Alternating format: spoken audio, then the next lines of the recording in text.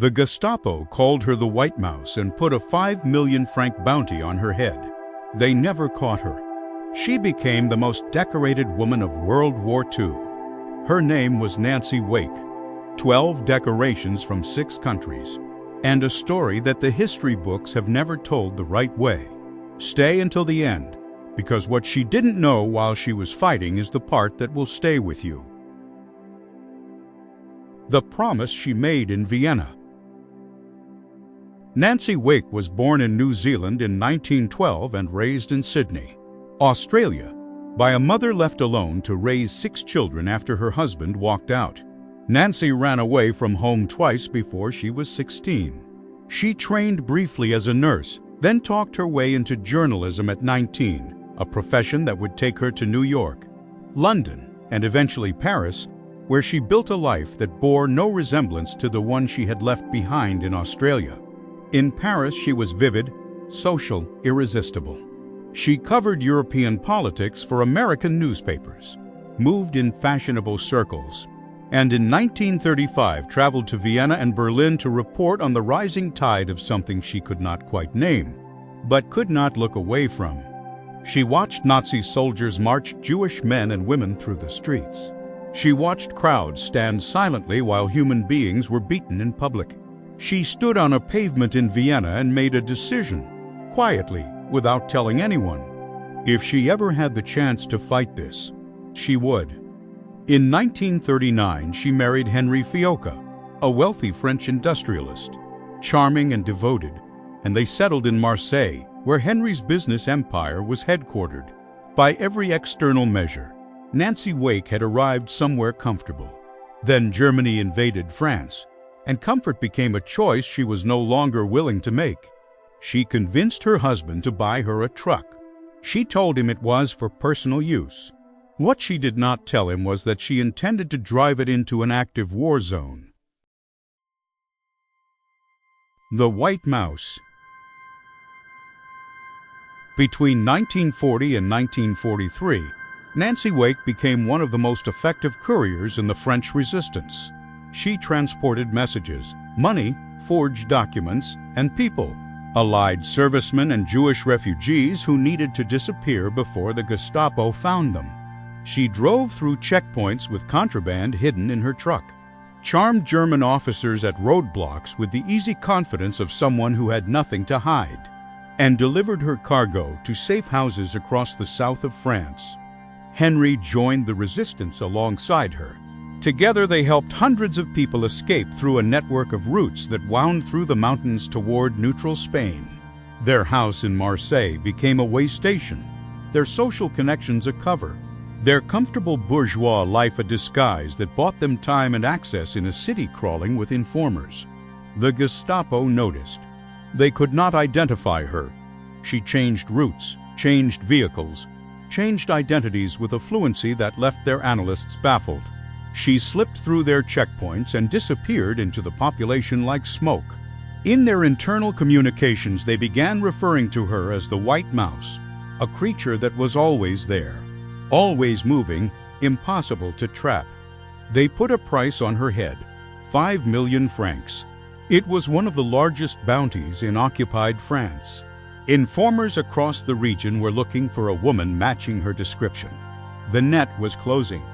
In 1943, the network was betrayed. Nancy received word that the Gestapo had her name, her address, and were coming for her. She had hours to disappear. She left Marseille with almost nothing, made her way south toward the Pyrenees, and began one of the most grueling escapes of the entire war, crossing the mountains on foot in winter, through passes that killed experienced climbers, hunted by German patrols the entire way. She crossed into Spain. She made her way to Britain. She was safe. What she did not know, could not have known, was what had happened to Henri after she left. Back into the fire. In Britain, Nancy Wake joined the Special Operations Executive, Britain's clandestine warfare organization, and underwent training that would have broken most people. Weapons, explosives, hand-to-hand combat, parachuting, radio operation. Resistance tactics. Her instructors noted that she was exceptional in almost every category. She was also, by multiple accounts, extremely difficult to manage. Opinionated, impatient with incompetence, and constitutionally incapable of following orders she considered stupid. In April 1944, 6 weeks before D-Day, Nancy Wake parachuted back into occupied France in the middle of the night. She landed in the Auvergne region of central France, made contact with the local maquis, the armed resistance fighters living in the mountains, and began the work of turning a collection of determined but disorganized men into something that could actually hurt the German occupation. What she found was chaos.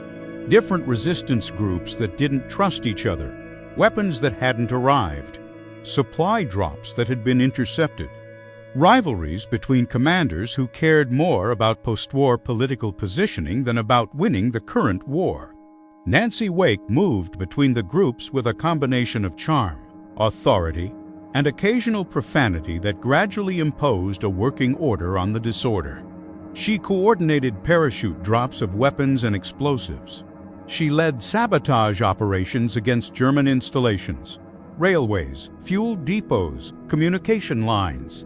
She participated in raids that required the kind of close, personal violence that most people cannot bring themselves to perform.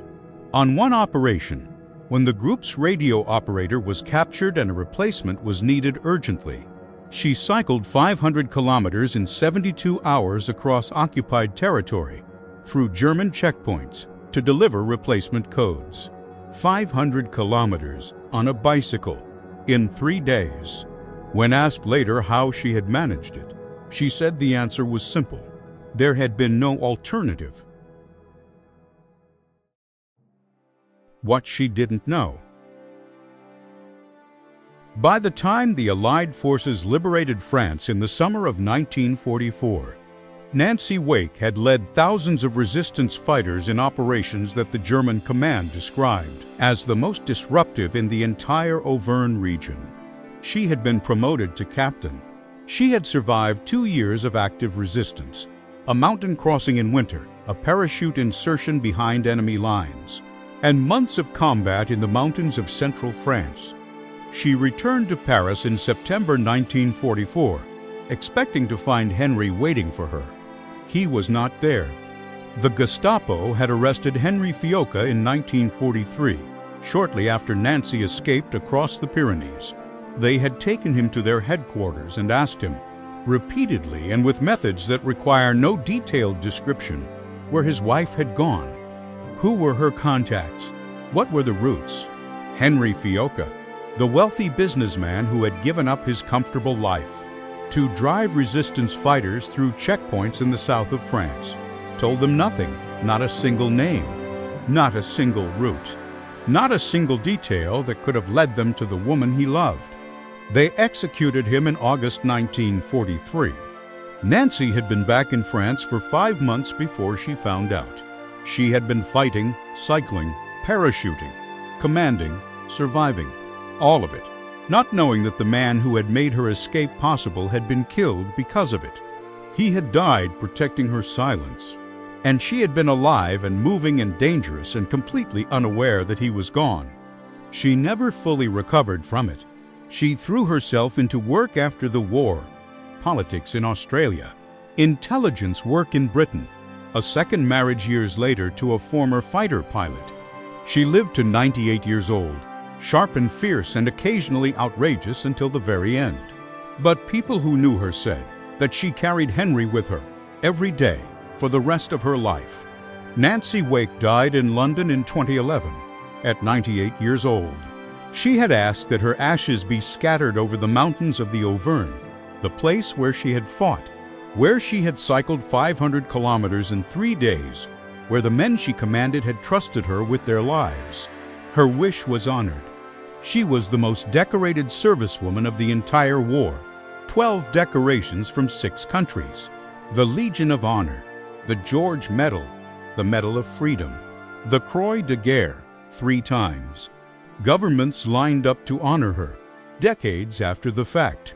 for things she had done in her 20s and 30s while most people were trying to survive by staying invisible. The Gestapo called her the White Mouse because she always escaped. They spent years trying to understand how a woman, a journalist, a socialite, a person with no military training and no official mandate, kept slipping through their hands. The answer was simpler than any of their analysis. She wasn't running away. She was running towards something. The difference in speed between someone fleeing and someone charging is very small, but the difference in direction is everything. Henri died for that direction. He never told them where she was. He never told them anything. The Gestapo, who prided themselves on breaking everyone eventually, could not break a French businessman who had decided that some things were worth more than survival. Nancy Wake spent the rest of her life knowing that, living inside that knowledge, carrying it up mountains and across checkpoints and through every post-war year until the very end.